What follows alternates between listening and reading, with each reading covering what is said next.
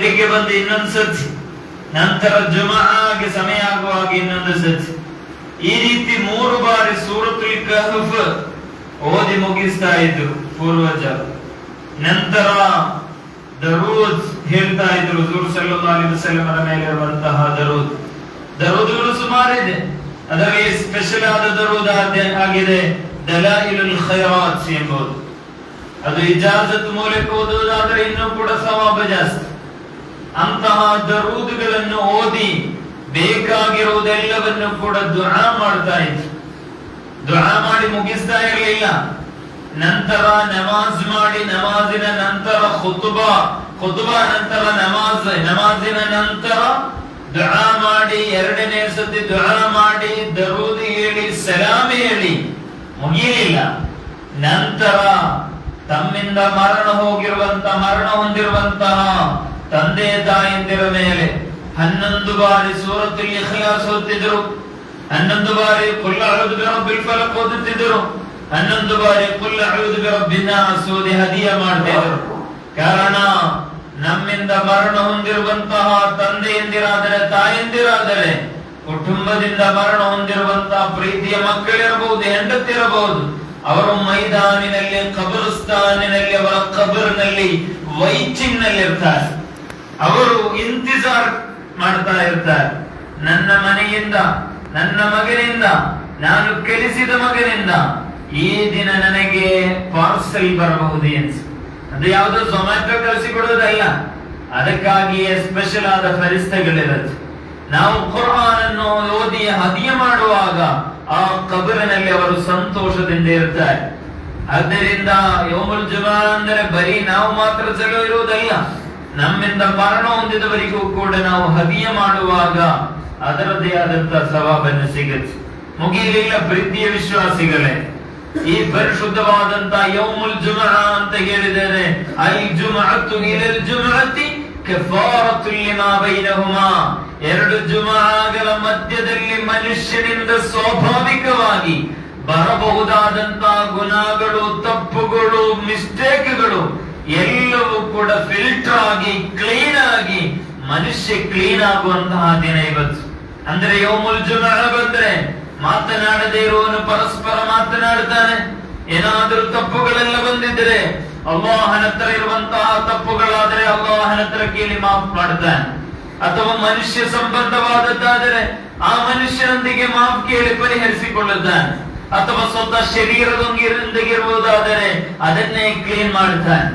ಈ ರೀತಿ ಮನುಷ್ಯ ತನ್ನ ಸಂಬಂಧಗಳನ್ನು ಸದೃಢಗೊಳಿಸುವಂತಹ ದಿನವಾಗಿದೆ ಜುಮಾ ದಿನ. ಆ ಜುಮಾ ದಿನದಲ್ಲಿ ಇವತ್ತು ನಾವು ಅದರ ಅರ್ಥವನ್ನು, ಮೌಲ್ಯವನ್ನು ಕಳೆದುಕೊಳ್ತಾ ಇದ್ದೇವೆ. ಜುಮಾ ದಿನ ಆಜಾನ್ ಆಗುವುದಕ್ಕಿಂತ ಮುಂಚೆ ಮಸೀದಿ ತುಂಬಬೇಕು. ಅದು ಫಾರೂಕ್ ಸಖಾಫಿ ಬಯಾನ್ ಮಾಡುವ ದಿನ ಎಂದಲ್ಲ, ಯಾವ ಬಯಾನಿಗಳು ಎಂಬುದಲ್ಲ. ನೀನು ಈ ದಿನದಲ್ಲಿ ನೀನು ಆದಾನಿನ ಈ ಒಂದು ಶಬ್ದ ನಿನ್ನ ಕಿವಿಗೆ ಬಿದ್ದರೆ ನಿನ್ನ ಎಲ್ಲೂ ಕೂಡ ಅಲ್ಲಿಗೆ ಸ್ಟಾಪ್ ಆಗಬೇಕು. ನೀನು ಮಸೀದಿಯಲ್ಲಿ ಬಂದು ಅಲ್ಲಾಹನಿಗೆ ಬೇಕಾಗಿ ನಿನ್ನ ಸಮಯವನ್ನು ಮೀಸಲಿಡಬೇಕು, ಬಾಕಿಯೆಲ್ಲೂ ಕೂಡ ಮತ್ತೆ ಇರಬೇಕಾಗಿರೋದು. ಆದ್ದರಿಂದ ಯೌಮುಲ್ ಜುಮಾ ದಿಕ್ರ್ಗಾಗಿ, ದರೂದ್ಗಾಗಿ, ನಮಾಜ್ಗಾಗಿ, ಎಲ್ಲಕ್ಕಿಂತಲೂ ಮಿಗಿಲಾಗಿ ಲಿಲ್ಲಾಹಿ ರಬ್ಬಿಲ್ ಆಲಮೀನ್, ಅಲ್ಲಾಹನಿಗೆ ಬೇಕಾಗಿ ಮೀಸಲಿಡುವಂತಹ ಒಂದು ಸ್ವಭಾವ ನಮ್ಮದಾಗಿರಬೇಕು. ನಾನು ಸುದೀರ್ಘವಾದಂತಹ ವಿಷಯಗಳ ಬಗ್ಗೆ ಮಾತನಾಡಲು ನಾನು ಬಯಸ್ತಾ ಇಲ್ಲ. ಪ್ರೀತಿಯ ಇಮಾನ್ದಾರಿಗಳೇ, ನಾವು ಪರಿಶುದ್ಧವಾದಂತಹ ರಬೀಉಲ್ ಆಖಿರ್ ತಿಂಗಳಿನಲ್ಲಿ ಎಲ್ಲಾ ಕಡೆಯಲ್ಲೂ ಕೂಡ ಒಂದು ವಿಶಿಷ್ಟವಾದಂತಹ ರೀತಿಯಲ್ಲಿ ಒಬ್ಬ ಮಹಾತ್ಮರ ಬಗ್ಗೆ ಕೊಂಡಾಡುತ್ತಾ ಇದ್ದಾರೆ. ನಿಮಗೆ ಯಾರಿಗೂ ಕೂಡ ಹೇಳಿಕೊಡಬೇಕಾಗಿಲ್ಲ.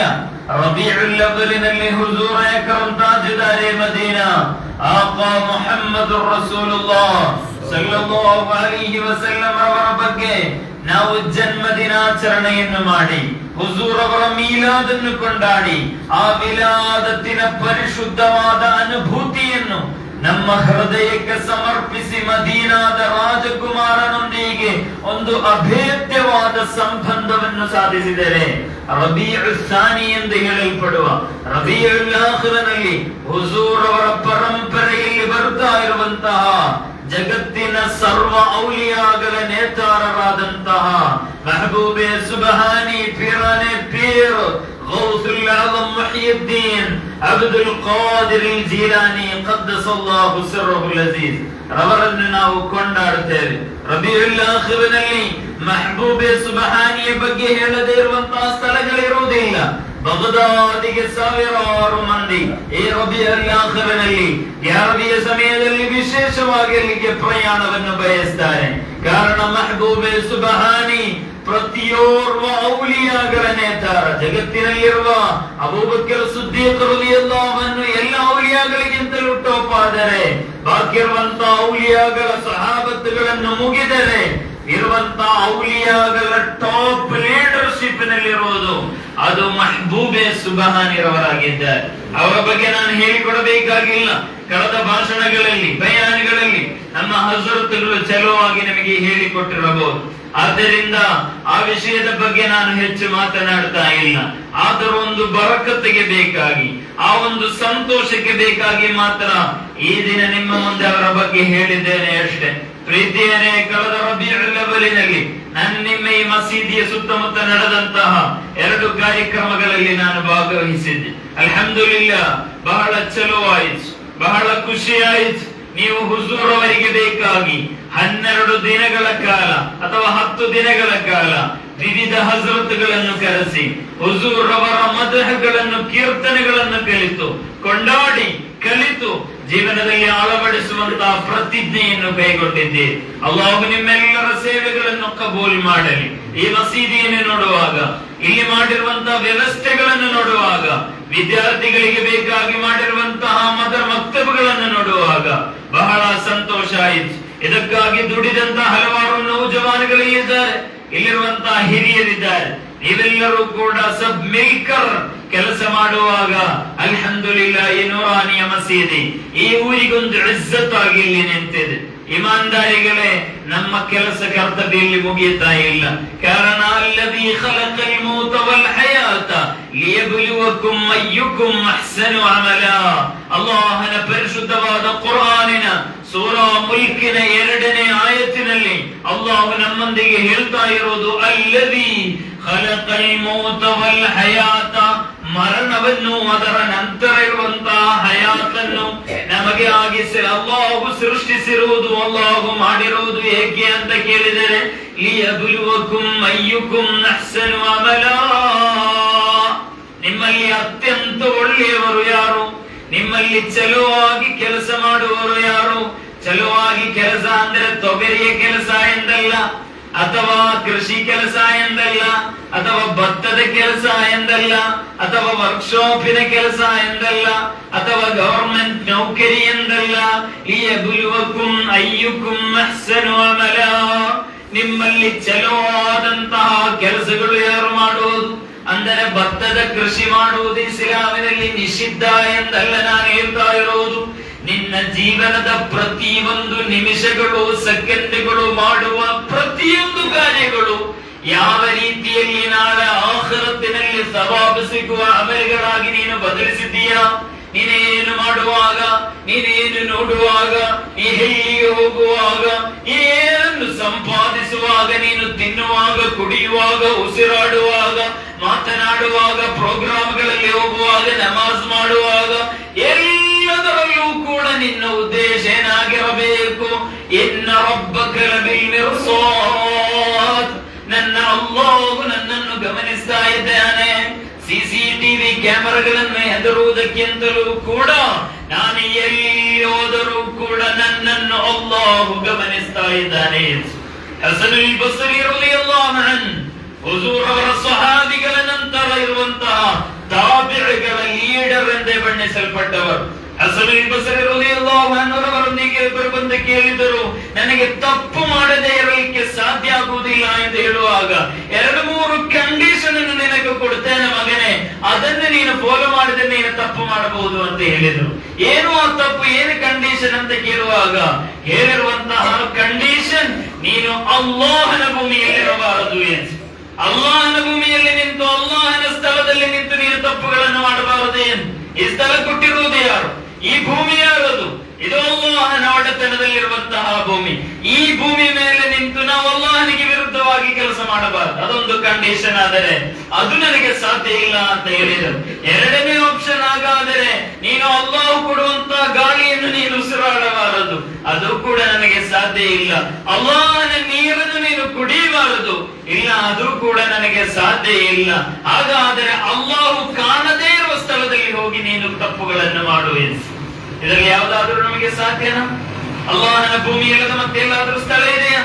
ಅಲ್ಲಾಹನ ಕೊಡುವ ರಿಸ್ಕ್ ಅಲ್ಲದ ಮತ್ತೇನಾದ್ರೂ ಇದೆಯಾ? ಅಲ್ಲಾಹು ಕುಡಿಯಲಿಕ್ಕೆ ಕೊಡುವುದಲ್ಲದ ಮತ್ತೇನಾದ್ರೂ ನಮಗೆ ಹೇಳಿದೆಯಾ? ಅಲ್ಲಾಹು ಕಾಣದೇ ಒಂದು ಸ್ಥಳದಲ್ಲಿ ಏನಾದ್ರೂ ಮಾಡೋಣ ಅಂತ ಹೇಳಿದ್ರೆ ನಮಗೆ ಏನಾದ್ರೂ ಸಾಧ್ಯನಾ? ಸಮುದ್ರದ ಆಳವಾದ ಇರುಳಿನಲ್ಲಿ ಒಂದು ಬಂಡೆ ಕಲ್ಲಿನ ಕೆಳಗೆ ಸಂಚರಿಸುವ ಈ ಮೀನುಗಳು ಕೋಟ್ಯಾಂತರ ಬರುವಂತಹ ಮೀನುಗಳು, ಅದು ಏನಾಗಿದೆ, ಹೇಗಿದೆ, ಅದರಲ್ಲಿ ಏನೇನು ಪ್ರಕ್ರಿಯೆಗಳು ನಡೀತಾ ಇದೆ, ಎಲ್ಲವನ್ನೂ ಕೂಡ ಬಲ್ಲವನಾಗಿದ್ದಾನೆ ಅಲ್ಲಾಹ್. ಅಂತ ಅಲ್ಲಾಹನಿಗೆ ಎಲ್ಲೂ ಕೂಡ ಗೊತ್ತಿರುವಂತಹ ಅಲ್ಲಾಹ್. ಆ ಅಲ್ಲಾಹನ ಭೂಮಿಯಲ್ಲಿ ನಾವು ಬದುಕುವಾಗ ನನ್ನ ನೌಜವಾನ್ಗಳೊಂದಿಗೆ, ಯುವಕರೊಂದಿಗೆ ನಾನು ಹೇಳ್ತಾ ಇದ್ದೇನೆ, ನಾವು ನಮ್ಮ ಬದುಕಿನ ಪರಿಶುದ್ಧತೆಯನ್ನು ನಾವು ಕಾಪಾಡಿಕೊಳ್ಳಬೇಕು. ಇದೊಂದು ರಕ್ತದ ಹುರುಪಿನ ಸಮಯ. ನಮಗೆ ಹಲವು ರೀತಿಯಾದಂತಹ ದುನಿಯಾದ ಕಾರ್ಬಾರ್ಗಳಲ್ಲಿ ನಮ್ಮನ್ನು ಮುಳುಗಿಸುವ ಸೋಷಿಯಲ್ ಮೀಡಿಯಾಗಳು ನಮ್ಮ ಮುಂದೆ ಅಜೆಂಡಾಗಳಾಗಿ ಕಾರ್ಯನಿರ್ವಹಿಸ್ತಾ ಇರುತ್ತೆ. ಒಂದೊಂದು ವಿಷಯಗಳು ನಮ್ಮ ಮುಂದೆ ಇರುತ್ತೆ. ನಾವು ಬಹಳ ಚಲವಾಗಿ ಯೋಚನೆ ಮಾಡಬೇಕು. ನಾನೊಂದು ರೋಹಾನಿ ಮಜ್ಲಿಸಿನಲ್ಲಿ ಭಾಷಣ ಮಾಡುವ ರೀತಿಯಲ್ಲಿ ನಾನು ಭಾಷಣ ಮಾಡ್ತಾ ಇಲ್ಲ. ನಾನು ನಿಮ್ಮ ಗಮನವನ್ನು ಸೆಳೀತಾ ಇರೋದು, ನನಗೆ ಹಲವಾರು ಚರಿತ್ರೆಗಳನ್ನು ಹೇಳಲಿಕ್ಕಾಗಬಹುದು, ಘಟನೆಗಳನ್ನು ನಿಮ್ಮ ಒಂದು ತಾರೀಖನ್ನು ಹೇಳಬಹುದು. ಅದ್ಯಾವುದೂ ಕೂಡ ಹೇಳದೆ ನಮ್ಮ ಮನಸ್ಸಿನಲ್ಲಿ ಆಗಬೇಕಾದ ಕೆಲವೊಂದು ಪರಿವರ್ತನೆಗಳ ಬಗ್ಗೆ ಹೇಳ್ತಾ ಇದ್ದೆ. ನನ್ನ ಹಿರಿಯರು ಇಲ್ಲಿದ್ದೇನೆ, ನೌಜವಾನಿಗಳು ಇಲ್ಲಿದ್ದೀರಿ, ಪ್ರೀತಿಯ ವಿಶ್ವಾಸಿಗಳೇ. ನಮ್ಮ ಈ ಸಮಾಜ ಹಲವು ರೀತಿಯಾದಂತಹ ಸಮಸ್ಯೆಗಳನ್ನು ಎದುರಿಸ್ತಾ ಇದೆ. ಹಲವು ರೀತಿಯಾದಂತಹ ಸಮಸ್ಯೆಗಳಲ್ಲಿ ನಾವಿದ್ದೇವೆ. ಈ ಸಮಸ್ಯೆಗಳೆಲ್ಲವನ್ನೂ ಕೂಡ ನಾವು ಪಟ್ಟಿ ಮಾಡಿಕೊಳ್ಳಬೇಕು. ಇದಕ್ಕೆಲ್ಲದಕ್ಕಿಂತಲೂ ಕೂಡ ಅದಕ್ಕಿರುವ ಪರಿಹಾರದ ಬಗ್ಗೆ ಯೋಚನೆ ಮಾಡಬೇಕು. ನಮ್ಮ ಸಮಾಜ ಯಾವತ್ತೂ ಕೂಡ ಯೋಚನೆ ಮಾಡುವುದು ಕಷ್ಟಗಳ, ನಷ್ಟಗಳ, ದುಃಖಗಳ, ದುಮ್ಮಾನಗಳ ಲಿಸ್ಟ್ ಮಾತ್ರ. ನಾವು ಪರಿಹಾರದ ದಾರಿಯಲ್ಲಿ ಹೋಗುವುದೇ ಇಲ್ಲ. ಯಾವುದಾದ್ರೂ ಒಂದು ಅಂಗಡಿಯ ಮುಂದೆ ಕೂತರೆ ನಮಗೆ ಚರ್ಚೆ ಮಾಡಲಿಕ್ಕಿರುವುದು ನೆಗೆಟಿವ್ ಅಂಶಗಳು ಮಾತ್ರ. ನಮ್ಮ ನುಕ್ಸಾನಿಯದ ಬಗ್ಗೆ ಮಾತ್ರ ನಾವು ಚರ್ಚೆ ಮಾಡ್ತಾ ಇರ್ತೇವೆ. ಆದರೆ ಪರಿಹಾರದ ಮಾರ್ಗವನ್ನು ನೋಡಿ, ಈ ಪರಿಹಾರವನ್ನು ಹೇಗೆ ಮಾಡಲು ಸಾಧ್ಯ ಎಂದು ತಿಳಿಯೋರು ಬಹಳ ಕಡಿಮೆ ಮಂದಿ ಮಾತ್ರ. ನೀವೊಮ್ಮೆ ಯೋಚನೆ ಮಾಡಿ ನೋಡಿ, ನಾವು ಎಲ್ಲಾ ರೀತಿಯಲ್ಲೂ ಉದ್ಯೋಗ ಬೇಕಾದ ರೀತಿಯಲ್ಲಿ ನಮಗೆ ಸಿಗ್ತಾ ಇಲ್ಲ. ಹಲವು ಕಡೆಗಳಲ್ಲಿ ನಾವು ನಿರುದ್ಯೋಗಿಗಳಾಗಿದ್ದೇವೆ. ಹಲವು ರೀತಿಯಲ್ಲಿ ಈಗಲೂ ಕೂಡ ಕೆಲಸಗಳಿಗೆ ಹೋದರೆ, ಎಲ್ಲಾದ್ರೂ ಹೋದರೆ ನಮ್ಮ ಕೆಲಸಗಳು ಅಷ್ಟು ಸುಲಭವಾಗಿ ನಡೆಯುವುದಿಲ್ಲ. ಹಲವು ರೀತಿಯಾದ ಸಮಸ್ಯೆಗಳು ಹೇಳ್ತಾ ಹೋದರೆ ಹಲವಿದೆ. ಆದರೆ ಎಲ್ಲಕ್ಕಿಂತಲೂ ಮಿಗಿಲಾಗಿ ನಮಗಿರುವಂತಹ ಸಮಸ್ಯೆ, ನಾವು ಚಲುವಾಗಿ ಶಿಕ್ಷಣವನ್ನು ಪಡೆಯುತ್ತಾ ಇಲ್ಲ. ಎಜುಕೇಶನ್ ಇಲ್ಲ ನಮಗೆ. Education is the most powerful weapon which you can change the world ಅಂತ ಹೇಳಿಕೊಡ್ತಾ ಇದ್ದಾರೆ. ಜಗತ್ತನ್ನು ಪರಿವರ್ತಿಸಲು ಎಜುಕೇಶನ್ ಗಿಂತ ಮಿಗಿಲಾದ ಯಾವುದೋ ಆಯುಧ ಇಲ್ಲ. ಆ ಶಿಕ್ಷಣ ನಮ್ಮಲ್ಲಿ ಇಲ್ಲ. ಆದರೆ ಹುಜೂರ್ ಮದೀನಾ ಎಂಬ ಸಿಟಿಯನ್ನು ನಿರ್ಮಿಸಿರುವುದು ಶಿಕ್ಷಣದ ಮೂಲಕ. ಅವರ ಸ್ವಹಾಬಿಗಳಿಗೆ ಅಹ್ಲು ಸುಫಾದ ಮೂಲಕ ಶಿಕ್ಷಣವನ್ನು ಕೊಟ್ಟವರಾಗಿದ್ದಾರೆ. ಶಿಕ್ಷಣದ ನಮ್ಮ ಸಮುದಾಯದ ಅಸ್ಮಿತೆ ಇರುವುದು ಶಿಕ್ಷಣದ ಮೇಲಾಗಿದೆ. ಆದರೆ ನಾವೆಷ್ಟು ಶಿಕ್ಷಣವನ್ನು ಕೊಡ್ತಾ ಇದ್ದೇವೆ? ಈ ಶಿಕ್ಷಣದ ಬೇಸ್ ಈಗ ಇರುವ AI ಆಗಲಿ, ಅಲ್ಗೋರಿದಮ್ಗಳಾಗಲಿ, ಇರುವಂತಹ ಫಿಸಿಕ್ಸ್ಗಳು, ಮೆಟಾಫಿಸಿಕ್ಸ್ಗಳು ಎಲ್ಲವೂ ಇರಲಿ, ಇರುವಂತಹ ಎಲ್ಲ ಅಧ್ಯಯನಗಳ ಬೇಸ್ ಇರುವುದು ಪರಿಶುದ್ಧವಾದ ಇಸ್ಲಾಮಿನ ಗೋಲ್ಡನ್ ಪೀರಿಯಡ್ಗಳ ಚರಿತ್ರೆ ಎನ್ನುವುದರಿಂದ ನಮಗೆ ಅರ್ಥ ಆಗುತ್ತೆ. ಸ್ವಾತಂತ್ರ್ಯ ಸಂಗ್ರಾಮದ ನಂತರ ಬೆಂಗಾಲಿನಿಂದ ಹೊರಟ ಹಡಗಿನಲ್ಲಿ 40,000 ಬರುವಂತಹ ಫಾರಿಸಿ ಗ್ರಂಥದಲ್ಲಿರುವಂತಹ, ಫಾರಿಸಿ ಭಾಷೆಯಲ್ಲಿರುವಂತಹ ಗ್ರಂಥಗಳಿತ್ತು. ಅದರಲ್ಲಿ ಒಂದು 70,000 ಗ್ರಂಥಗಳನ್ನು ಅವರು ಬ್ರಿಟಿಷರು ತೆಗೆದುಕೊಂಡು ಹೋಗುವಾಗ ಸಮುದ್ರ ಮಧ್ಯೆ ಹಾಕಿದ್ರು ಎಂದು ಚರಿತ್ರೆಯಲ್ಲಿ ಹೇಳಲಾಗ್ತಾ ಇದೆ. ಮುಗೀತಾ ಇಲ್ಲ. ಈ ರೀತಿ ಹೇಳ್ತಾ ಹೋದರೆ ನಮಗೊಂದು ಪಾರಂಪರ್ಯ ಇದೆ, ಪರಿಶುದ್ಧವಾದ ಪಾರಂಪರ್ಯ ಇದೆ. ಹುಜೂರ್ ಸಲ್ಲಲ್ಲಾಹು ಅಲೈಹಿ ವಸಲ್ಲಂ ಖೈರುಕುಂ, ನಿಮ್ಮಲ್ಲಿ ಶ್ರೇಷ್ಠರು ಯಾರು? ಮನ್ ತಅಲ್ಲಮಲ್ ಕುರ್ಆನ ವ ಅಲ್ಲಮ, ನಿಮ್ಮಲ್ಲಿ ಒಳ್ಳೆಯವರು ಯಾರು ಅಂತ ಹೇಳಿದರೆ ತಅಲ್ಲಮ್, ಕಲಿಯುವವರಾಗಿದ್ದಾರೆ, ಅದನ್ನು ಕಲಿಸುವವರಾಗಿದ್ದಾರೆ, ಬೋಧಿಸುವವರಾಗಿದ್ದಾರೆ, ಬೋಧನೆ ಮಾಡುವವರಾಗಿದ್ದಾರೆ, ಟೀಚರ್ಸ್ಗಳಾಗಿದ್ದಾರೆ. ನೀವು ಕಲಿಯುವವರಾಗಿರಬೇಕು. ಕಲಿಯಲಿಕ್ಕೆ ಸ್ಪೆಷಲ್ ವಯಸ್ಸಿಲ್ಲ.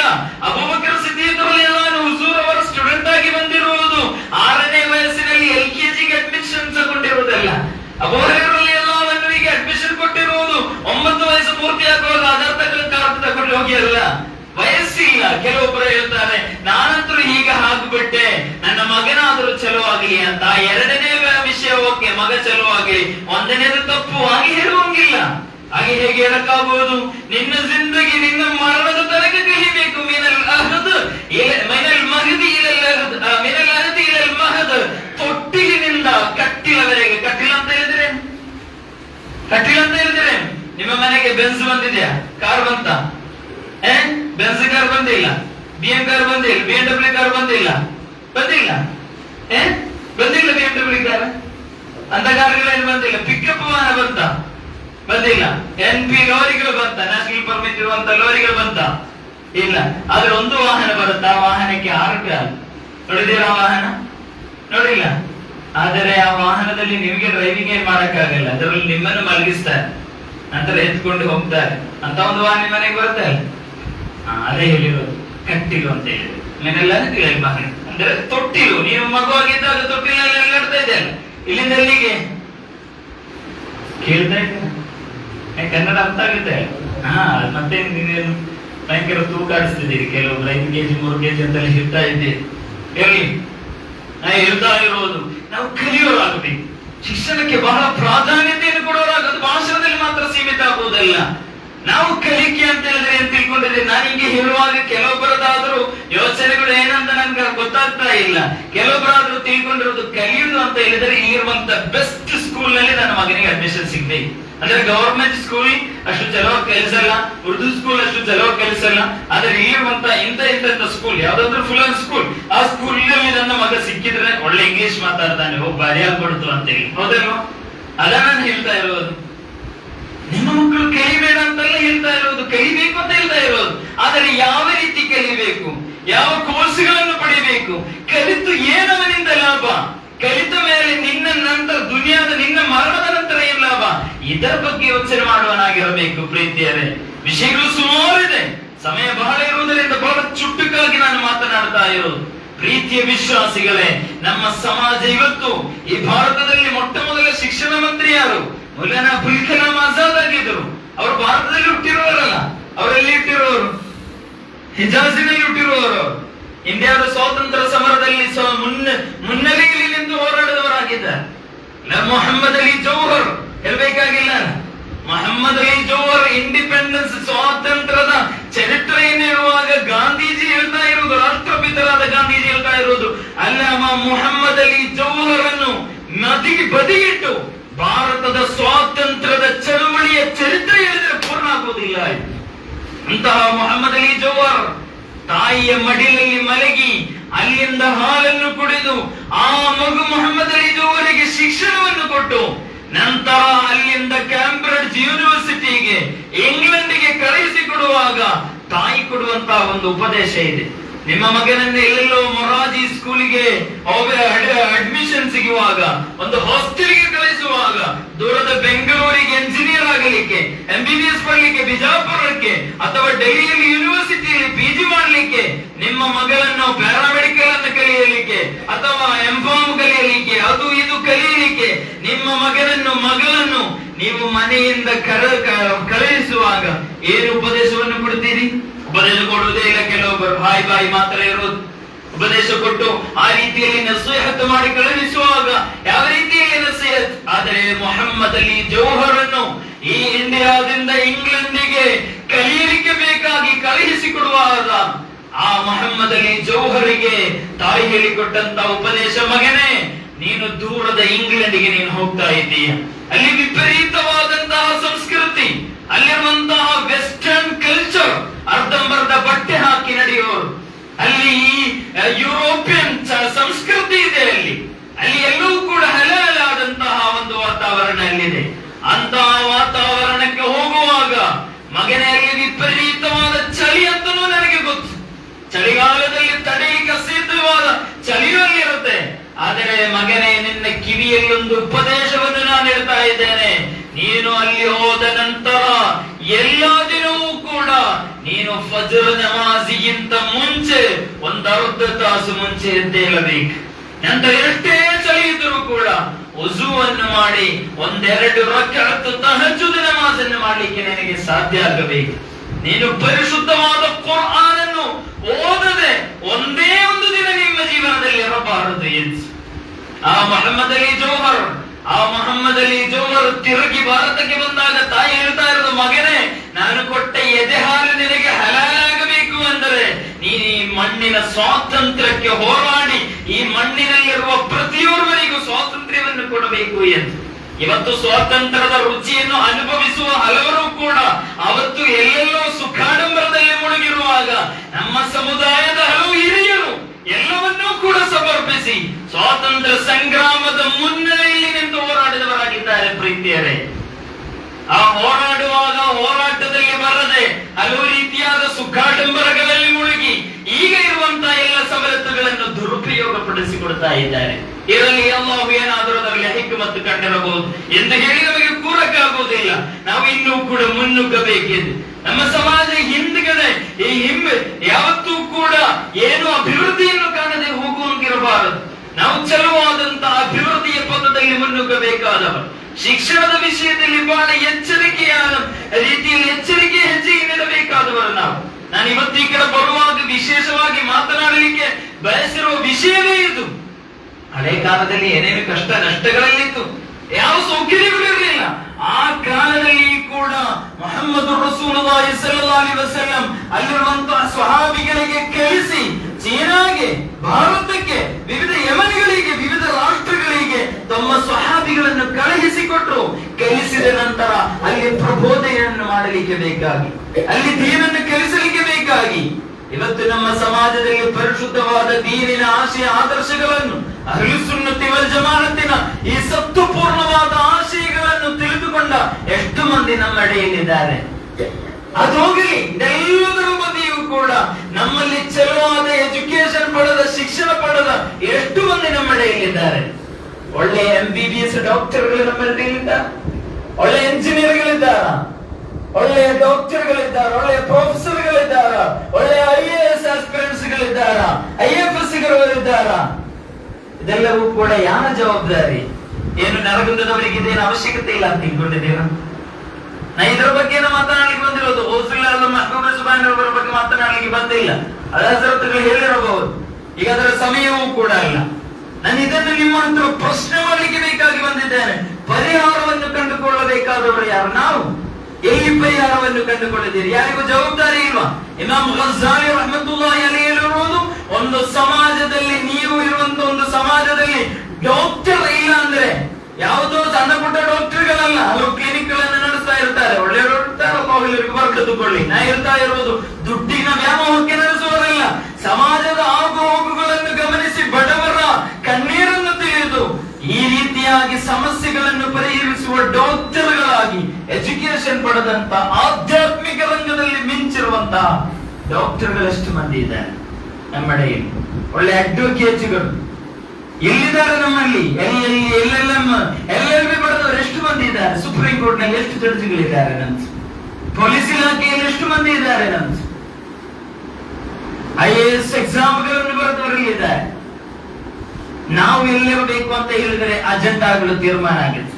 ಒಂದು ಸತಿ ನಮಗೆ ವಕ್ಫ್ ಅನ್ನು ಕೊಡ್ತಾರೆ, ನಾವು ಆಗ ಬೀದಿಯಲ್ಲಿ ವಕ್ಫಿನ ವಿಷಯದಲ್ಲಿ, ಹೌದಾ, ಸ್ವಲ್ಪ ಬಿಟ್ಟು ಅದನ್ನು ಮುಗಿಯುವಾಗ NRC CA ಅಂತ ಕೊಟ್ಟು, ಆಗ ನಾವೆಲ್ಲಿ ರಸ್ತೆಯಲ್ಲಿ ಜಿಂದಾಬಾದ್ ಹೇಳಕ್ಕೆ ಬೇಕು ಬೇಕು ನ್ಯಾಯ ಬೇಕು. ಯಾರಿಗೆ ನ್ಯಾಯ ಬೇಕು? ಎಲ್ಲಿಗೆ ಇರೋದು? ಈ ರಸ್ತೆಯಲ್ಲಿ ಮಾತ್ರ ಕೇಳ್ತಾ ಇದ್ದಾರೆ ಬೇಕು ಬೇಕು ನ್ಯಾಯ ಬೇಕು ಅಂತ ಹೇಳಿ. ಅದರ ನಂತರ ಈಗ ಏನು ಕೊಟ್ಟಿದ್ದಾರೆ? ಲೈಲೋ ಮುಹಮ್ಮದ್ ಸಲ್ಲಲ್ಲಾಹು ಅಲೈಹಿ ವಸಲ್ಲಂ ಕೊಟ್ಟಿದ್ದಾರಲ್ಲ, ನಾವೆಲ್ಲ ರೆಡಿ ಅಲ್ವಾ ಹೋರಾಡಕ್ಕೆ? ನಮ್ದು ಕೆಲಸ ಅದೇ. ಇನ್ನಿದು ಮುಗಿಯಿತು ಸ್ವಲ್ಪ ಆಗುವಾಗ. ಈಗ ಅದರಲ್ಲಂತೂ 200-300 ಮಂದಿ ಜೈಲಲ್ಲಿದ್ದಾರೆ. ಅದರ ನಂತರ ಇನ್ನೊಂದು ವಿಷಯ ಕೊಡುತ್ತೆ ನಮಗೆ, ನೀವು ಹಂಗೆ ಮಾಡಿದಿರಿ ಅಂತೇಳಿ. ಆಗ ನಮಗೆ ಅದೊಂದು ಕೆಲಸ, ಹೌದಲ್ವ? ನಮ್ಮನ್ನು ರಸ್ತೆಯಲ್ಲಿ ನಿಲ್ಲಿಸುವ ಅಜೆಂಡಾಗಳು ತಿಳುವಾಗ ನಾವು ಯಾವಾಗಲೂ ಕೂಡ ಪ್ರಜ್ಞಾವಂತಿಕೆಯಿಂದ ಇಲ್ಲದಿದ್ದರೆ, ನಾವು ಪ್ರಜ್ಞೆ ಕಳೆದುಕೊಂಡವರಾದರೆ ನೆಕ್ಸ್ಟ್ ಬರುವ ಜನರೇಷನ್ಗೆ ಲೀಡರ್ಸ್ಗಳಾಗಿ ನಮ್ಮ ಮುಂದಿರಬೇಕಾದಂತಹ ವಿದ್ಯಾರ್ಥಿಗಳು ಬೀದಿಗೆ ಬರ್ತಾರೆ. ಅದರ ಮಧ್ಯದಲ್ಲಿ ಒಂದ್ಸತಿ ಮಫ್ತಾದ ವಿವಾದ ಮತ್ತು ಬುರ್ಕಾ ವಿವಾದ. ಈ ವಿವಾದಗಳ ಹಿಂದೆ ಅಜೆಂಡಾಗಳು ವರ್ಕ್ ಆಗ್ತಾ ಇದೆ. ನಮ್ಮನ್ನು ಯಾವಾಗಲೂ ಕೂಡ ಬೀದಿಯಲ್ಲಿ ನಿಲ್ಲಿಸಬೇಕು. ನಾವು ಚಾಣಾಕ್ಷತನೆಯಿಂದ, ಒಳ್ಳೆ ಬುದ್ಧಿವಂತಿಕೆಯಿಂದ ನಡೆಯದೆ, ನುಡಿಯದೆ, ತಿಳಿಯದೆ, ಹೆಜ್ಜೆ ಇಡದೆ ಹೋದರೆ ಖಂಡಿತವಾಗಿಯೂ ಅಪಾಯ ಖಂಡಿತವಾಗಿಯೂ ನಮ್ಮನ್ನು ಹುಡುಕಿ ಬರುತ್ತೆ. ನಮ್ಮ ವಿದ್ಯಾರ್ಥಿಗಳಿಗೆ ನಾವು ಒಳ್ಳೆ ರೀತಿಯಾದಂತ ಎಜುಕೇಶನ್ ಕೊಡಬೇಕು ಅಂದ್ರೆ ನಮ್ಮ ಸಂಸ್ಥೆಗಳು ಬೇಕು. ಚಾರ್ಟರ್ಡ್ ಅಕೌಂಟ್ಗಳು, CA ಇವತ್ತು ಇಂಡಿಯಾದಲ್ಲಿ ಅತ್ಯಂತ ಒಂದು ಸೆಲೆಬ್ರಿಟಿ ತರ ತೆಗೆದುಕೊಳ್ಳುವಂತ ಚಾರ್ಟರ್ಡ್ ಅಕೌಂಟ್ಗಳು ಎಷ್ಟು ಮಂದಿ ನಮ್ಮ ಸಮುದಾಯದಲ್ಲಿದ್ದಾರೆ? ಇತ್ತೀಚಿನ ಅಧ್ಯಯನದ ಪ್ರಕಾರ ಭಾರತದಲ್ಲಿ ಅತ್ಯಂತ ಕಡಿಮೆ CAಗಳಿರುವುದು ನಮ್ಮ ಎಲ್ಲವೂ ಕೂಡ ನಮ್ಮ ಸಮುದಾಯದಲ್ಲೇ, ವಿಶೇಷವಾಗಿ CAಗಳು ಅಂತ ಹೇಳಿದ್ರೆ ಏನು? CA ಅಂತ ಹೇಳಿದ್ರೆ ಚಾರ್ಟರ್ಡ್ ಅಕೌಂಟ್ ಅಂತ ಹೇಳಿದ್ರೆ ಏನದರ ಅರ್ಥ? ಪರಿಶುದ್ಧವಾದ ಫರಾಯಿಲ್ ಅನ್ನು ಕಲಿತವರು. ಫರಾಯಿಲ್ ಅಂತ ಹೇಳಿದ್ರೆ ಒಬ್ಬ ಮನುಷ್ಯ ತೀರಿ ಹೋದರೆ ಅವನ ಆಸ್ತಿಯನ್ನು ಯಾವ ರೀತಿ ವಿಂಗಡಿಸಿ ಕೊಡಬೇಕು ಅದು ತಿಳ್ಕೋಬೇಕು. ಅದು CA ಚಾರ್ಟರ್ಡ್ ಅಕೌಂಟ್ಗಳಿಗೆ ಬಹಳ ಸುಲಭವಾಗಿ ತಿಳಿಯಲಿಕ್ಕೆ ಸಾಧ್ಯ. ಪರಿಶುದ್ಧವಾದ ಇಸ್ಲಾಮಿನಲ್ಲಿ ಇದೆಲ್ಲವನ್ನು ಕೂಡ ಹೇಳಲಾಗಿದೆ. ಉಕಲೈದಿಸ್ ಅಂತ ಗ್ರಂಥ ಇದೆ, ರಿಸಾಲ ಅಂತೇಳಿ ಗ್ರಂಥ ಇದೆ.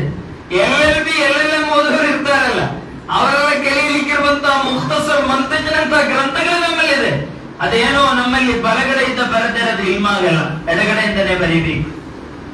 ನೀವೀಗ ಹೇಳುವ, ನಾವೀಗ ಹೇಳುವಂತ ಇಂಗ್ಲಿಶಿನ ಯುರೋಪಿಯನ್ನರು ಒಂದು ಕಾಲದಲ್ಲಿ ಯುರೋಪಿಯನ್ ಸಮುದ್ರಗಳ ಬದಿಯಲ್ಲಿ ಅಲ್ಲಿರುವಂತ ಮೀನುಗಳನ್ನು ಹೆಕ್ಕಿ ನಡೆಯುವಂತವರಾಗಿದ್ರು ಅವರು ನಮ್ಮ ಎಲ್ಲ ಗೋಲ್ಡನ್ ಪೀರಿಯಡಿನ ಕಾಲದಲ್ಲಿದ್ದ ವಿವಿಧ ಲೈಬ್ರರಿಗಳಿಗೆ ಹೋಗಿ ಅಲ್ಲಿರುವಂತ ಗ್ರಂಥಗಳನ್ನು ಲೂಟಿ ಹೊಡೆದು ಹೋಗಿ, ಈಗಲೂ ಕೂಡ ಬ್ರಿಟಿಷ್ ಲೈಬ್ರರಿಯಲ್ಲಿರುವಂತ ಸಾವಿರಾರು ಲಕ್ಷಗಟ್ಟಲೆ ಗ್ರಂಥಗಳು ಇವತ್ತು ಕೂಡ ಓಪನ್ ಮಾಡಿಲ್ಲ.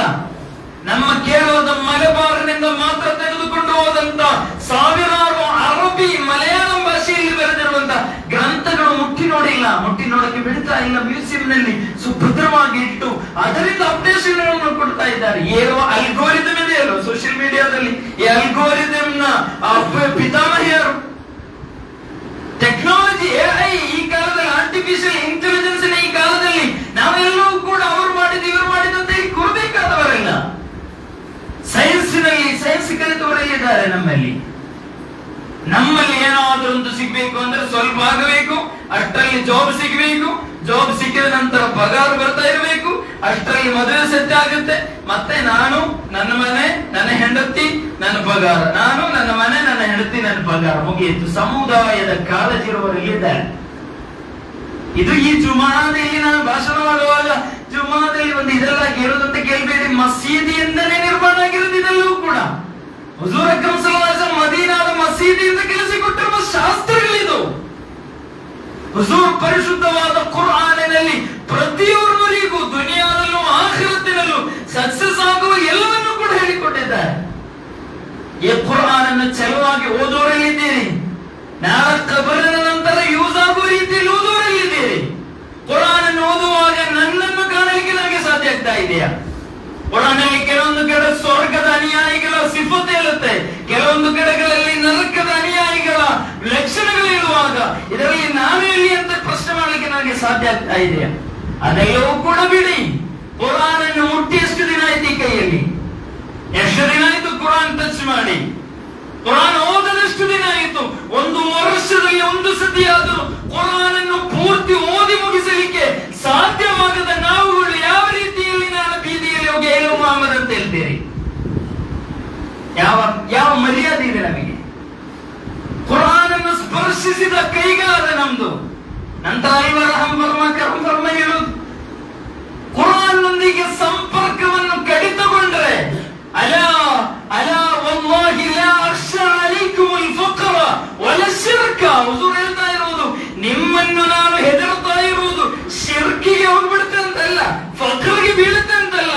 ನಿಮ್ಮ ಮುಂದೆ ನನಗಿರುವಂತ ಹೆದರಿಕೆ ದುನಿಯಾದ ಭಯಾನಕ ಮೋಹಕವಾದ ಲಕ್ಸುರಿ ಲೈಫ್ಗಳು ನೋಡುವಾಗ, ಮನೆ ನೋಡುವಾಗ, ಕಾರು ನೋಡುವಾಗ, ಮೊಬೈಲ್ಗಳು ನೋಡುವಾಗ, ನನ್ನ ಸಮುದಾಯ ಆ ಒಂದು ಇಚ್ಛೆಯಲ್ಲಿ, ಆಸಕ್ತಿಯಲ್ಲಿ ದುನಿಯಾದ ಗುಲಾಮರಾಗಿ ಬೀಳಿ ಇಲ್ಲಿರುವಂತ ಎಲ್ಲವನ್ನೂ ಕೂಡ ಕಳೆದುಕೊಳ್ಳುವಂತ ಒಂದು ಸಮುದಾಯವಾಗಿ ಮಾರ್ಪಡುತ್ತೆ. ಅದೇ ನನ್ನ ಹೇಳಿ ಭಯ ಎಂದು ಮುಹಮ್ಮದ್ ರಸೂಲುಲ್ಲಾಹ್ ಸದತ್ತತ ಯಾ ರಸೂಲುಲ್ಲಾಹ್ ಸಲ್ಲಲ್ಲಾಹು ಅಲೈಹಿ ವಸಲ್ಲಂ. ನಿಜ ಅಲ್ವಾ? ಇವತ್ತು ನಮ್ಮ ಆಸೆ ಏನು? ಸಣ್ಣ ಮಕ್ಕಳನ್ನ ಕರೆದಿಲ್ಲ, ದೊಡ್ಡವರು ಬೇಡ, ಸಣ್ಣ ಮಗುವನ್ನು ಕರೆದು ನೋಡಿ ನಿನ್ನ ಇಷ್ಟ ಏನು ಅಂತ ಹೇಳಿದ್ರೆ ಐಫೋನ್ ಬಗ್ಗೆ ಮಾತಾಡ್ತಾನೆ, ಅವನು ಕಾರ್ನ ಬಗ್ಗೆ ಮಾತಾಡ್ತಾನೆ. ಕುಯ್ ಅಂತ ಕೂಗಲಿ ಒಂದು 10 ನಿಮಿಷ.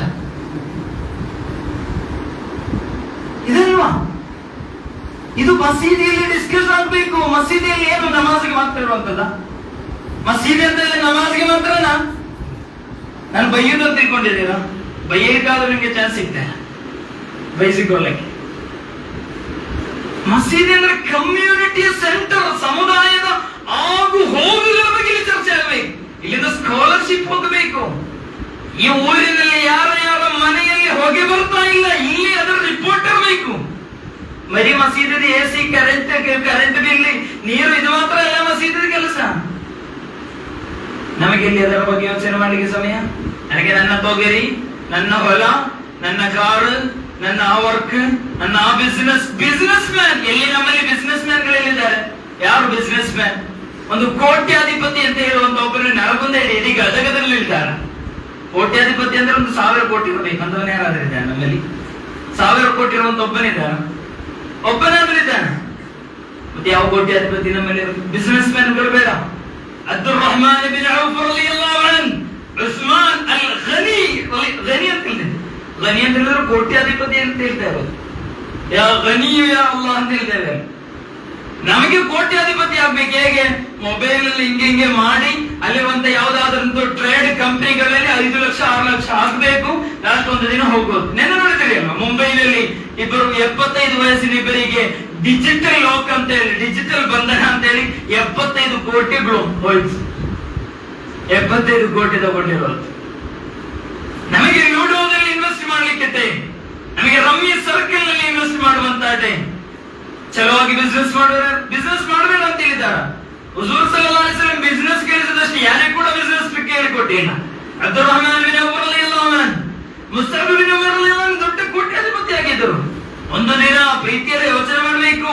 ನಮಗೆ ಇವತ್ತು ಕಷ್ಟ ಇಲ್ಲ, ನಷ್ಟ ಇಲ್ಲ, ಒಂದು ಕಿತಾಬ್ ಕೂಡ ನಾವು ಬರೀತಾ ಇಲ್ಲ. ನಾನು ಮೇಲೆ ನೋಡುವಾಗ ಅಲ್ಲಿ ಅಹಮದ್ ರಜಾ ಖಾನ್ ರಹಮತುಲ್ಲಾಹಿ ಅಲೈಹಿರವರ 30ರಷ್ಟು ಬರುವ ವಾಲ್ಯೂಮ್ಗಳ ಕಿತಾಬ್ಗಳಿದೆ. ಒಂದು ಗೆರೆ ಆದ್ರೂ ನಾವು ಬರೆದಿದ್ದೀಯಾ? ಒಂದು ಪೇಜ್ ಆದ್ರೂ ಇದೆಯಾ? ಶಾಲೆದ ಹೋಮ್ವರ್ಕ್ ನಮಗೆ ಬರೀಕೆ ಟೈಮ್ ಇಲ್ಲ, ಮತ್ತೆ ದೀನಿಗಾಗಿ ಏನಾದ್ರೂ ಕಿತಾಬ್ ಬರೆಯುವುದು. ಕರೆಂಟ್ ಇಲ್ಲದ ಏನಿಲ್ಲದ ಕಾಲದಲ್ಲಿ ಗ್ರಂಥಗಳು ಬರೆದಿರುವುದವರು, ಕಿತಾಬುಗಳನ್ನು ಬರೆದಿರುವುದವರು. ಕರೆಂಟ್ ಇದೆ, ಪ್ರಿಂಟರ್ ಇದೆ, ಕಂಪ್ಯೂಟರ್ ಇದೆ, ಮೊಬೈಲ್ ಇದೆ. ಟೈಪ್ ಮಾಡ್ಬೇಕಂದಿಲ್ಲ, ಬಾಯಲ್ಲಿ ಹೇಳಿದ್ರೆ ಟೈಪ್ ಆಗಿ ಬರುತ್ತೆ. ಏನು ನನ್ನಿಂದ ಈ ದೀನಿಗೆ ಉಪಯೋಗ ಆಗಿದೆ? ಅದರ ನಂತರ ಏನಾಗಿದೆ ಪ್ರೀತಿಯರೇ? ನಾವು ಏನನ್ನು ಹೊತ್ತು ಅಲ್ಲಾಹನ ಹೋಗೋದು? ಏನು ಇಲ್ಲದ ಕಾಲದಲ್ಲಿ ಈ ಸಮಾಜದ ಅಭಿವೃದ್ಧಿಗೆ ಬೇಕಾಗಿ ತಮ್ಮ ಸಮರ್ಪಿತವಾದ ಬದುಕನ್ನು ಕರುಣಿಸಿದಂತ ಅದೆಷ್ಟೋ ದೊಡ್ಡ ದೊಡ್ಡ ದೊಡ್ಡ ಆಲಿಮ್ಗಳು ಈ ಸಮಾಜದಿಂದ ಮುಂದೆ ಹೋಗಿದ್ರು. ಆ ಕಾರಣಕ್ಕೆ ನಮಗೆ ಈ ರಸ್ತೆ ಸುಗಮ ಆಗಿದೆ. ಇದರ ನಂತರ ನಮ್ಮ ಮಕ್ಕಳು ಮೊಮ್ಮಕ್ಕಳು ಬರ್ತಾರೆ.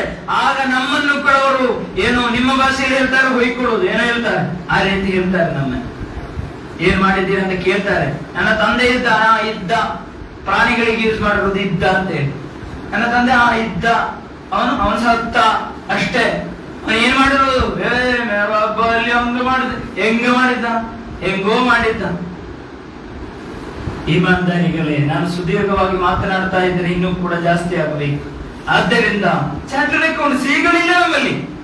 ಇನ್ನು ಇದ್ದರೆ ಅವರ ಕತೆ ಏನು? ಇದ್ರೆ ಅದು ಮೈಕ್ ಹೊರಗೆ ಕೇಳುತ್ತೆ ಸೌಂಡ್. ಇದ್ದರೆ ಅವರ ಕತೆ ಅವರ ಕತೆ ಏನು ಅಂತ ಹೇಳಿದ್ರೆ ಅವರಿಗೆ ಏನಾದ್ರೂ ಒಂದು ವಿಷಯ ಹೋಗಿ ಹೇಳಿದ್ರೆ ಗೊತ್ತಾಗುತ್ತೆ. ಅವರ ಹತ್ತಿರ ಏನಾಗುತ್ತೆ? ಅವರ ಹತ್ತಿರ ಹೋಗಿ ವಿಷಯ ಹೇಳಿದ್ರೆ ಗೊತ್ತಾಗುತ್ತೆ. ಅವರಷ್ಟು ದರ್ಪ ತೋರಿಸೋರು ಯಾರು ಇಲ್ಲ. ಹೆಚ್ಚು ಲಂಚ ತಗೊಳ್ಳುವುದು, ಹಂಗೆ ಹೀಗೆ ಮಾಡಿ ನಮ್ಮನ್ನು ಹೆದರಿಸುವುದು. ಅವನೇನೋ ದೊಡ್ಡ ಸಲಾಮ್ ಹೇಳಿದ್ರೆ ಸಲಾಮ್ಗೆ ಜವಾಬ್ ಹೇಳಬೇಕು. ನನಗೆ ಅನ್ನ ಅನುಭವ ಹೇಳ್ತಾರೆ. ಸಲಾಮ್ ಹೇಳಿದ್ರೆ ಸಲಾಮಿಯ ಜವಾಬ್ ಹೇಳಲ್ಲ. ಕಾರಣ ಪಕ್ಕದಲ್ಲಿದ್ದವರು ಅವರನ್ನು ಮುಸ್ಲಿಂ ಅಂತ ಐಡೆಂಟಿಟಿ ಮಾಡ್ತಾನೆ ಅಂತ. ಸಮುದಾಯದ ಕಾಳಜಿ ಇರುವವರು. ಇಮಾನ್ದಾರಿಗಳೇ, ಇನ್ನಲ್ಲಾಹ ಲಾ ಯುಗಯ್ಯಿರು ಮಾ ಬಿಕೌಮಿನ್ ಹತ್ತಾ ಯುಗಯ್ಯಿರು ಮಾ ಬಿಅನ್ಫುಸಿಹಿಮ್. ನೀವು ಸ್ವತಃ ಚೇಂಜ್ ಆಗಿಲ್ಲ ಅಂದ್ರೆ ಅಲ್ಲಾಹ್ ಚೇಂಜ್ ಮಾಡೋದಿಲ್ಲ. ಅಬ್ದುಲ್ ರಹಮಾನ್ ಬಿನ್ ಔಫ್ ರಲಿಯಲ್ಲಾಹು ಅನ್ಹು ಕೋಟಿ ಗಟ್ಟಲೆ ಇದ್ರು. ಉಮರ್ ಬಿನ್ ಖತ್ತಾಬ್ ರಲಿಯಲ್ಲಾಹು ಅನ್ಹು ತಮ್ಮ ಉಮರ್ ರಲಿಯಲ್ಲಾಹು ಅನ್ಹುರವರ ಕಾಲದಲ್ಲಿ ಬಂದಂತಹ ಯುದ್ಧದಿಂದ ಸಿಕ್ಕಿದ ಗನೀಮತ್ 5 ಲಕ್ಷ ಮಿಲಿಯನ್ ದೀನಾರ್ಗಳಾಗಿತ್ತು. ಅದನ್ನು ಝೈನಬ್ ರಲಿಯಲ್ಲಾಹು ಅನ್ಹಾರವರಿಗೆ ಕೊಟ್ಟು ಕಳಿಸುವಾಗ ಝೈನಬ್ ರಲಿಯಲ್ಲಾಹು ಅನ್ಹು ನೋಡಿ ಹೇಳಿದ್ರು, 19 ಅದನ್ನು ಇದಕ್ಕೆ ಇಷ್ಟಲ್ಲ, ನನಗೆ ಬೇಡ, ಎಲ್ಲ ಕೊಟ್ಟು ಬಿಡು ಅಂತ ಹೇಳಿ. ವಾಪಸ್ ಬರುವಾಗ ಸ್ವಲ್ಪ ಇನ್ನು ಬಾಕಿ ಇದೆ, ಅದು ಕೂಡ ಕೊಟ್ಟು ಬಿಡು ಅಂತ ಹೇಳಿ ಸದಕ ಕೊಟ್ಟವರು. ಆಯಿಷಾ ರಲಿಯಲ್ಲಾಹು ಅನ್ಹಾ ಪ್ರತಿನಿತ್ಯವೂ ಕೂಡ ಸಂಜೆ ಆಗುವಷ್ಟರಲ್ಲಿ, ಬೆಳಿಗ್ಗೆಯಿಂದ ಸಂಜೆ ಸಿಕ್ಕಿದ ಎಲ್ಲವೂ ಕೂಡ ಸದಕ ಕೊಟ್ಟು ಖಾಲಿ ಮಾಡ್ತಿದ್ರು. ಏನು ಕೂಡ ತಮ್ಮ ಕೈಲಿ ಉಳಿತಾ ಇಲ್ಲ. ನಾವೆಲ್ಲರೂ ಕೂಡ ಓಡಾಡೋದು ಸೇವಿಂಗ್ ಬೇಕಾಗಿ, ಸೇವಿಂಗ್ ಸೇವಿಂಗ್ ಸೇವಿಂಗ್. ಯಪ್ಪ ಮಕ್ಕಳಿಗೆ ಏನಾದ್ರೂ ಇಡ್ಬೇಕಪ್ಪ, ಹೇಗಿರ್ಬೇಕಪ್ಪ, ಅವ್ರು ನೀನ್ ನಾನು ಸತ್ತ ನಂತರ ಗಲಾಟ ಮಾಡ್ಲಿಕ್ಕಪ್ಪ ಅಲ್ವಾ, ಅದೇನಿಲ್ಲ. ಅಬ್ದುರ್ರಹ್ಮಾನ್ ಬಿನ್ ಔಫ್ ರಲಿಯಲ್ಲಾಹು ಅನ್ಹು ಒಂದು ದಿನ ಊಟ ಮಾಡುವಂತಹ ಸಂದರ್ಭದಲ್ಲಿ ಊಟವನ್ನು ಸ್ವಲ್ಪ ಬದಿಗೆ ಸರಿಸಿದರು. ನಂತರ ಹೇಳಿದ್ರು ಅಬ್ದುರ್ರಹ್ಮಾನ್ ಬಿನ್ ಔಫ್ ರಲಿಯಲ್ಲಾಹು ಅನ್ಹು, ನನಗೆ ನನ್ನ ಲೀಡರ್ ಆದ ಮುಸ್ಅಬ್ ಬಿನ್ ಉಮೈರ್ ನೆನಪಿಗೆ ಬರ್ತಾ ಇದೆ. ಮುಸ್ಅಬ್ ಬಿನ್ ಉಮೈರ್ ದೊಡ್ಡ ಶ್ರೀಮಂತ ಆಗಿದ್ದ. ಮಕ್ಕಾದಲ್ಲಿ ಎಲ್ಲ ರೀತಿಯಲ್ಲೂ ಕೂಡ ಅನುಗ್ರಹ ಇದ್ದ ಕಾಲದಲ್ಲಿ ಮುಸ್ಅಬ್ ಬಿನ್ ಉಮೈರ್ ರಲಿಯಲ್ಲಾಹು ಅನ್ಹು ತಂದೆ ಮನೆಯಿಂದ ಹೊರಗೆ ಕಳುಹಿಸಿದರು. ಯಾವ ರೀತಿಯಲ್ಲೂ ಕೂಡ ಯಾವ ಸೊತ್ತಿನ ಪಾಲನ್ನು ಕೂಡ ಕೊಡದೆ ಹುಜೂರ್ ಅವರ ಜೊತೆಯಲ್ಲಿ ಕಳುಹಿಸಿದರು. ಹುಜೂರಿಗೆ ಬಹಳ ಇಷ್ಟ ಇತ್ತು ಮುಸ್ಅಬ್ ರಲಿಯಲ್ಲಾಹು ಅನ್ಹುರವರನ್ನು. ಮದೀನಾದಿಂದ ಮಂದಿ ಬಂದು ಹುಜೂರ್ ಅವರ ಹತ್ತಿರ ಕುರ್ಆನ್ ಕಲಿಸಲಿಕ್ಕೆ ನನಗೊಬ್ಬರನ್ನು ಕಳಿಸಿಕೊಡು ಅಂತ ಹೇಳುವಾಗ ಮುಸ್ಅಬ್ ಬಿನ್ ಉಮೈರ್ ರಲಿಯಲ್ಲಾಹು ಅನ್ಹುರವರನ್ನು ಕಳಿಸಿಕೊಟ್ಟಿರುವುದು. ಆ ಮುಸ್ಅಬ್ ಬಿನ್ ಉಮೈರ್ ರಲಿಯಲ್ಲಾಹು ಅನ್ಹುರವರನ್ನು ನೆನೆಸಿಕೊಂಡು ಸ್ಮರಿಸಿಕೊಂಡು ಅಬ್ದುರ್ರಹ್ಮಾನ್ ಬಿನ್ ಔಫ್ ರಲಿಯಲ್ಲಾಹು ಅನ್ಹು ಊಟವನ್ನು ಸೇರಿಗಿರ್ತಾರೆ. ನಂತರ ಹೇಳುವುದು, ಯಾ ಅಬ್ದುರ್ರಹ್ಮಾನ್ ಬಿನ್ ಔಫ್, ನಾನು ಎಷ್ಟು ಸುಖದಲ್ಲಿ ಸಂತೋಷದಲ್ಲಿದ್ದೇನೆ. ನನ್ನ ಲೀಡರ್ ಮುಸ್ಅಬ್ ಬಿನ್ ಉಮೈರ್ ರಲಿಯಲ್ಲಾಹು ಅನ್ಹು ತಿನ್ನಲಿಕ್ಕೆ ಏನೂ ಇರಲಿಲ್ಲ. ಕೊನೆಗೆ ಮರಣ ಹೊಂದಿದಾಗ ಅವರ ಶರೀರಕ್ಕೆ ಕಂಪ್ಲೀಟ್ ಆಗಿ ಆಗುವಂತ ಒಂದು ಬಟ್ಟಿ ಕೂಡ ಇರಲಿಲ್ಲ. ತಲೆಗಳು ಕವರ್ ಮಾಡುವಾಗ ತಲೆ ಓಪನ್ ಆಗ್ತಿತ್ತು, ತಲೆ ಕವರ್ ಮಾಡುವಾಗ ಕಾಲು ಓಪನ್ ಆಗ್ತಿತ್ತು. ಆ ಮುಸ್ಅಬ್ ಬಿನ್ ಉಮೈರ್ ರಲಿಯಲ್ಲಾಹು ಅನ್ಹು ನಾಳೆ ಸ್ವರ್ಗದಲ್ಲಿ ಬರುವಾಗ ಇಷ್ಟೆಲ್ಲ ಎಸಿ, ನಮಗೆ ಥಂಡಿ ಆಗ್ಲಿಕ್ಕೂ ಕೂಡ ಮಿಷಿನ್, ಒಣಗಿಸಲಿಕ್ಕೂ ಕೂಡ ಮಿಷಿನ್, ವಾಶ್ ಮಾಡ್ಲಿಕ್ಕೂ ಮಿಷಿನ್, ಯಾವುದಕ್ಕೆ ಯಂತ್ರಗಳಿಲ್ಲ, ಟೆಕ್ನಾಲಜಿ ಯಾವ ರೀತಿ ನಮ್ಗೆ ಹೆಲ್ಪ್ ಮಾಡಿಲ್ಲ. ಇಷ್ಟೆಲ್ಲ ಇದ್ರೂ ಕೂಡ ಇದು ಯಾವುದು ಇಲ್ಲದ ಕಾಲದಲ್ಲಿ ದೀನಿಗೆ ಬೇಕಾಗಿ ಏನೇನೋ ಒಳ್ಳೆ ಒಳ್ಳೆ ಕೆಲಸಗಳನ್ನು ಮಾಡಿರುವಂತಹ ದೊಡ್ಡ ದೊಡ್ಡ ಮಹಾತ್ಮರು ನಾಳೆ ಆಖಿರತ್ತಿನಲ್ಲಿ ಬರುವಾಗ ಪ್ರೀತಿ ಇಮಾನ್ದಾರಿಗಳೇ, ನಮಗೂ ನಮ್ಮ ಕೈಯಲ್ಲಿ ಏನಾದಿರಬೇಕು. ನಾವು ಈ ಸಮುದಾಯದ ಕಾಳಜಿಯನ್ನು ಪಡೆಯಬೇಕು. ನಮ್ಮ ಮಕ್ಕಳಿಗೆ ಚಲೋವಾದಂತಹ ಎಜುಕೇಶನ್ ಕೊಡಬೇಕು. ಅದಕ್ಕೆ ಮಕ್ಕಳಿಗೆ ಆಧ್ಯಾತ್ಮಿಕವಾದ ಶಿಕ್ಷಣವನ್ನು ಕೊಡಬೇಕು. ಮದರಸೆಗಳು ಕಟ್ಟಬೇಕು. ಉತ್ತರ ಕರ್ನಾಟಕ ಅಂತ ಹೇಳಿದರೆ ಹಳ್ಳಿ ಬೆಳ್ಳಿ ಪ್ರದೇಶಗಳಲ್ಲಿ ಕೀಳಾಗಿ ನಡೆದುಕೊಳ್ಳಬೇಕಾದಂತ ಸ್ಥಳ ಇಲ್ಲ. ಭಾರತದಲ್ಲಿ ಮೊಟ್ಟ ಮೊದಲ ಯೂನಿವರ್ಸಿಟಿ ಬಂದಿರುವುದು ಅದು ಯಾವುದು? ಬೀದರ್ನಲ್ಲಿರುವಂತಹ ಗವಾನ್ನ ಮದರಸಾ ಯೂನಿವರ್ಸಿಟಿ. ಮದ್ರಸಾ ಅಂತ ಹೇಳಿದ್ರೆ ನಮಗೇನು ಆಗ್ಬಿಡುತ್ತೆ. ಮದ್ರಸಾ ಅಂತ ಹೇಳಿದ್ರೆ ಅದರ ಒರಿಜಿನಲ್ ಅರ್ಥ ಯೂನಿವರ್ಸಿಟಿ ಎಂಬ ಅರ್ಥದಲ್ಲಿ ಬರುತ್ತೆ. ಎಲ್ಲವನ್ನು ಕೂಡ ಕಲಿಸುತ್ತೆ. ವ್ಯಾವಹಾರಿಕ ಭಾಷೆಗಳು ಮಾತ್ರ ಅಲ್ಲ, ಅಲ್ಲಿ ಟೆಕ್ನಾಲಜಿ ಮಾತ್ರ ಅಲ್ಲ, ಲೆಕ್ಕ ಮ್ಯಾಥಮೆಟಿಕ್ಸ್ ಮಾತ್ರ ಅಲ್ಲ, ಬದುಕಿನ ಆಗು ಹೋಗುಗಳನ್ನು, ಲೀಡರ್ಶಿಪ್ ಅನ್ನು, ಮೆಂಟರ್ಶಿಪ್ ಅನ್ನು, ಗೈಡೆನ್ಸ್ ಅನ್ನು ಎಲ್ಲವನ್ನು ಕೂಡ ಕಲಿಸಿಕೊಡಲಾಗುತ್ತೆ. ಎಲ್ಲಿ? ಮದರಸದಲ್ಲಿ. ಎಲ್ಲಿ ಅಂತ ಮದರಸೆಗಳಿದೆ ಅಲ್ಲಿ ಇಲ್ಲಿ ಕೆಲವೊಂದು ಮದರಸೆಗಳು ಅಣಬೆಗಳಂತೆ ಬರ್ತಾ ಇರುತ್ತೆ, ಕೆಲವೊಂದು ಚಂದಾಗಳು ನಡೆಯುತ್ತೆ, ಯಾವುದೋ ಒಂದು ರೀತಿಯಲ್ಲಿ ರಿಸಲ್ಟ್ ಕೊಡ್ತಾ ಇರುತ್ತೆ. ಕಲಿತಾ ಇದ್ರೆ ಅವರ ಹೊಟ್ಟೆಯೊಂದಿಗೆ ಅವರು ಮುನ್ನುಗ್ಗುತ್ತಾ ಇರುತ್ತೆ.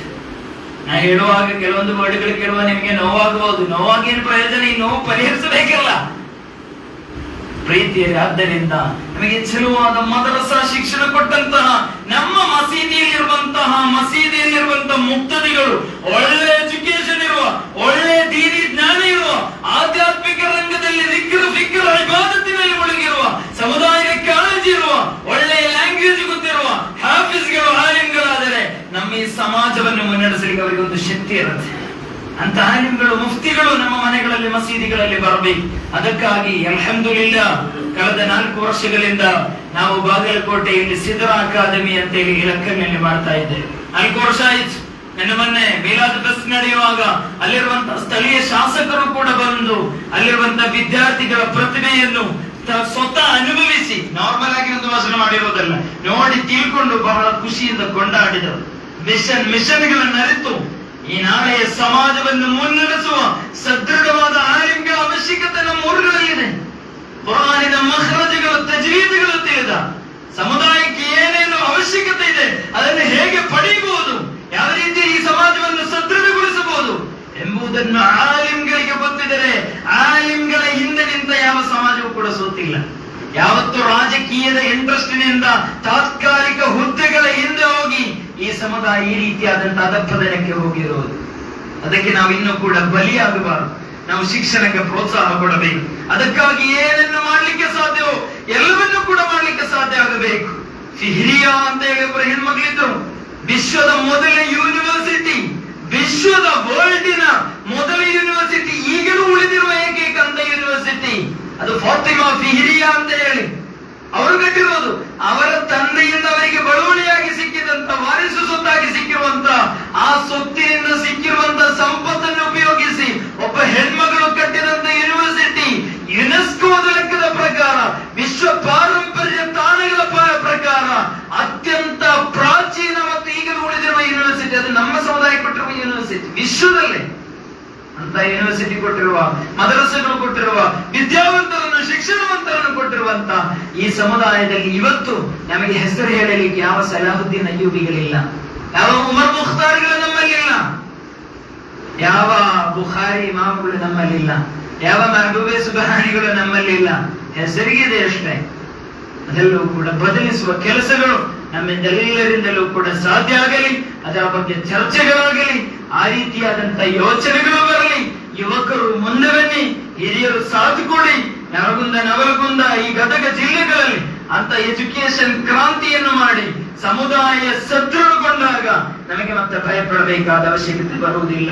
ಇನ್ಶಾ ಅಲ್ಲಾಹ್ ಆ ರೀತಿಯಲ್ಲಿ ನಾವೆಲ್ಲರೂ ಕೂಡ ಒಗ್ಗಟ್ಟಿನಿಂದ ಸಮಾಜ ಕಟ್ಟುವ ಕೆಲಸ ಆಗಬೇಕು.